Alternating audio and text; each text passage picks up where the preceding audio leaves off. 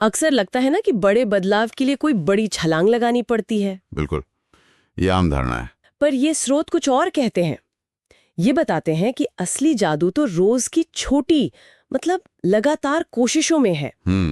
कहा गया है कि अगर कोई हर दिन सिर्फ 1% बेहतर हो तो साल के अंत तक कितना बड़ा बदलाव आ सकता है। हाँ, ये कंपाउंडिंग वाला आइडिया है। चलिए इसी विचार के पीछे का जो सिस्टम है उसको थोड़ा गहराई से समझते हैं। जरूर। तो पहली बात जो सामने आती है, सीखना। ये सिर्फ एक हॉबी नहीं है, ये एक निवेश है। स्रोत कहता है हर दिन सीखना एक निवेश है।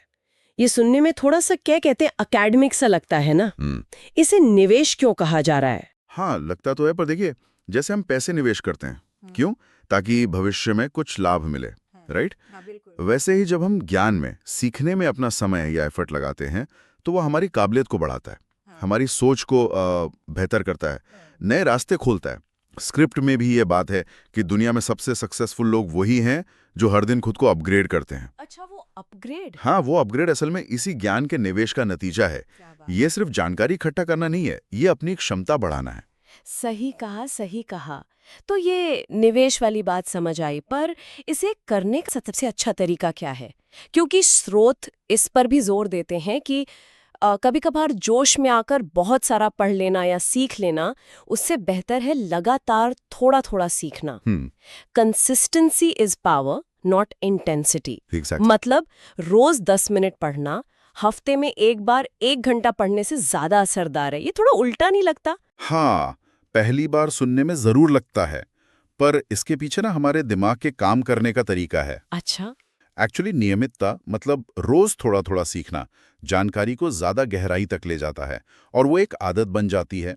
एक कॉन्सेप्ट है स्पेस्ड रेपिटिशन का, मतलब सीखी हुई चीज को ठीक तब दोहराना जब हम उसे लगभग भूलने वाले हों। हाँ हाँ, सुना है इसके बारे में। इससे वो याददाश्त में बहुत पक्की हो जाती है। अब सोचिए, एक साथ बहुत सारी जानकारी अगर दिमाग में डालेंगे तो बोझ लगेगा, लेकिन रोज की छोटी खुराक जो है वो आसानी से हजम हो जाती है।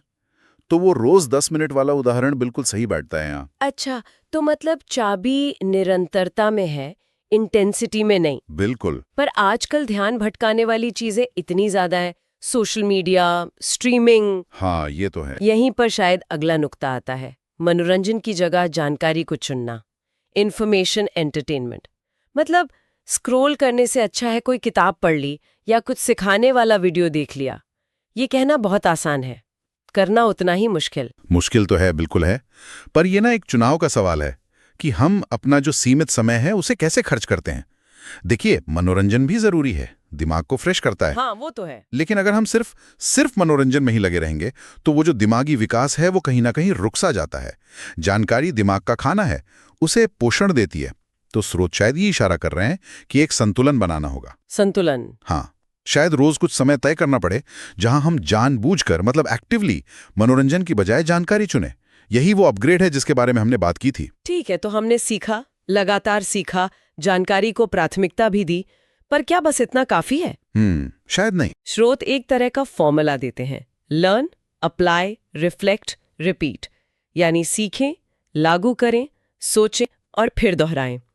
ये जो अप्लाई और रिफ्लेक्ट वाला हिस्सा है, लागू करना और सोचना, ये अक्सर क्यों मिस हो जाता है और ये इतना जरूरी क्यों है? बहुत अच्छा सवाल है, क्योंकि देखिए, बिना अमल किए, बिना उसे इस्तेमाल किए, ज्ञान सिर्फ जानकारी बनकर रह जाता है, वो हुनर नहीं बनता। अच्छा। अप्लाई करने से मतलब उसे इस्तेमाल करने से ही पता चलता है कि हमने वाकई कितना समझा है और कहाँ पर गैप्स हैं। जैसे तैरने की किताब पढ़ लेना एक बात है, हाँ। और पानी में उतरकर हाथ पैर चलाना बिल्कुल दूसरी बात है। उसी से असली सीख मिलती है। सही बात है। और रिफ्लेक्ट, सोचना। और रिफ्लेक्ट यानी उस अनुभव पर सोचना कि क्या सही हुआ, क्या गलत, अगली बार इसे और बेहतर कैसे कर सकते हैं। ये सीखने की प्रक्रिया को पूरा करता है। तो ये पूरा चक्र है, लर्न, अप्लाई, रिफ्लेक्ट और फिर रिपीट। इसी से ज्ञान, अनुभव और समझ में बदलता है। ये बात तो गहरी है। अच्छा, और फिर आता है वो एक जादुई सा विचार, कंपाउंड लर्निंग का जादू। हाँ, स्रोत कहते हैं कि जैसे पैसा बढ़ता है वैसे ही रोजाना सीखी गई बातें भी आपके जीवन को एक्सपोनेंशियली ग्रो करती हैं। ये कंपाउंड इंटरेस्ट वाला कॉन्सेप्ट सीखने पर कैसे लागू होता है, ये थोड़ा समझाएंगे? बिल्कुल, ये बहुत ही शक्तिशाली विचार है एक्चुअली। जैसे छोटे छोटे पैसे के निवेश मिलकर समय के साथ एक बड़ी दौलत बना सकते हैं, हाँ। वैसे ही रोज थोड़ा थोड़ा सीखा गया ज्ञान या कोई नया हुनर या कोई नई सोच, ये सब आपस में जुड़ते जाते हैं और समय के साथ हमारी समझ और काबिलियत में एक असाधारण बढ़ोतरी करते हैं। हाँ। मतलब वो बढ़त सीधी रेखा में नहीं होती, वो तेजी से ऊपर जाती है, एक्सपोनेंशियल। अच्छा, जैसे ब्याज पर ब्याज मिलता है। एग्जैक्टली। हर नई चीज जो हम सीखते हैं वो पहले सीखी हुई चीजों पर बनती है। इससे सीखने की रफ्तार भी तेज होती जाती है। इसे ऐसे समझे जैसे भाषा सीखना।